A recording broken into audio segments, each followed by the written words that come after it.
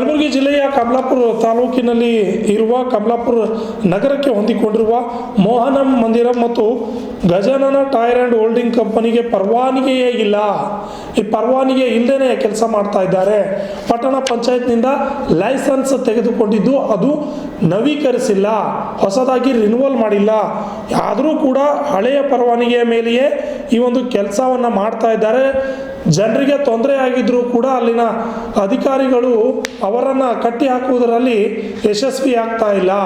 ಅಲ್ಲದೆ ಮೋಹನಂ ಮಂದಿರಂ ಮತ್ತು Gajanana tyre and holding company ಬಗ್ಗೆ ಪರಿಸರ ಮಾಲಿನ್ಯ ನಿಯಂತ್ರಣ ಮಂಡಳಿ ಅಧಿಕಾರಿಗಳಿಗೆ ಹಲವು ಬಾರಿ ಪ್ರಶ್ನೆ ಕೇಳಿದರೂ ಕೂಡ ಅವರು ಸಾಫ್ಟ್ ಕಾರ್ನರೇ ತೋರಿಸ್ತಾ ಇದ್ದಾರೆ.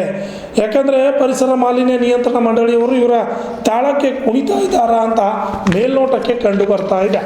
ಅಲ್ಲದೆ ಈ ಸಮಸ್ಯೆ ಬಗ್ಗೆ ಶಾಸಕರು ಕೂಡ ಗಮನ ಹರಿಸ್ತಾ ಇಲ್ಲ. ಅಲ್ಲದೆ ಈ ಬಗ್ಗೆ ಅಲ್ಲಿರ್ತಕ್ಕಂತಹ ತಾಲೂಕು ಆಡಳಿತವು ಕೂಡ ಗಮನ ಹರಿಸ್ತಾ ಇಲ್ಲ.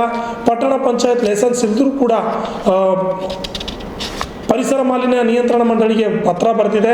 ಆದರೂ ಕೂಡ ಇನ್ನು ತಾಲೂಕಾ ಆಡಳಿತ ಮಾತು ಕೇಳ್ತಾ ಇಲ್ಲ, ಪಟ್ಟಣ ಪಂಚಾಯತ್ನ ಮಾತು ಕೂಡ ಪರಿಸರ ಮಾಲಿನ್ಯ ನಿಯಂತ್ರಣ ಮಂಡಳಿ ಕೇಳದೆ ಜನರಿಗೆ ಸಮಸ್ಯೆ ಆಗ್ತಾ ಇದೆ ಅಂತ ಅನೇಕ ಪತ್ರಗಳು ಬರೆದರೂ ಕೂಡ ತಮ್ಮ ಮನಸ್ಸಿಗೆ ಬಂದಂತೆ ಪರಿಸರ ಮಾಲಿನ್ಯ ಇಲಾಖೆಯ ನಿಯಂತ್ರಣ ಮಂಡಳಿಯವರು ಮಾಡ್ತಾ ಇದ್ದಾರೆ ಅಂತ ಮೇಲ್ನೋಟಕ್ಕೆ ಎದ್ದು ಕಂಡು ಬರ್ತಾ ಇದೆ.